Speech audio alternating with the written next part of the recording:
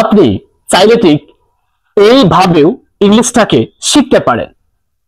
আমরা ঠিক প্রায় সময় বলে থাকি এটা ছেড়ে দাও, এইটাকে আমরা ঠিক ইংলিশে বলতে পারি লিভ ইট।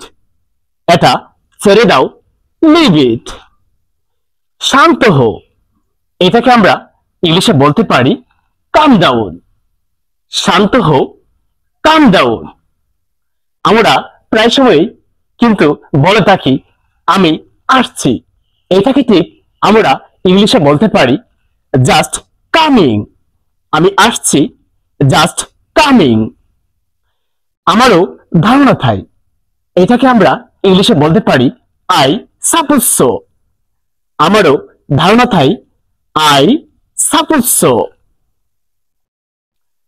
আমরা কিন্তু অনেক সময় বলে থাকি পরে দেখা হবে, সো এটাকে আমরা ইংলিশে বলতে পারি সি ইউ লেটার।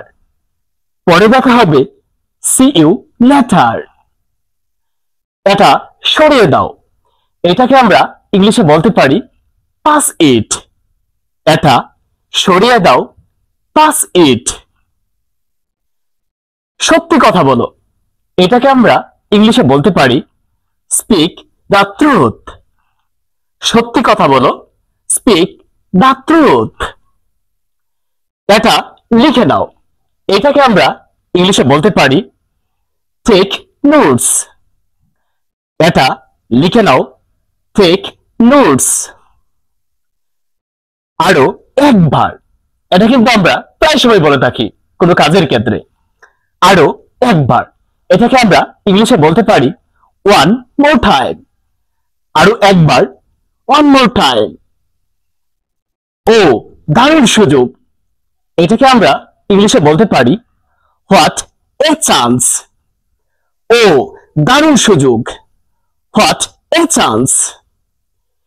আমরা অনেক সময় বলে থাকি তোমার ইচ্ছা, এটাকে আমরা ইংলিশে বলতে পারি অ্যাজ ইউর উইশ। তোমার ইচ্ছা, অ্যাজ ইউর উইশ। আমার এই ভিডিওটুকু দেখে যদি একটু হলেও আপনার ভালো লেগে থাকে, তাহলে অবশ্যই ফলো এবং শেয়ার দিয়ে পাশে থাকবেন। ধন্যবাদ সবাইকে।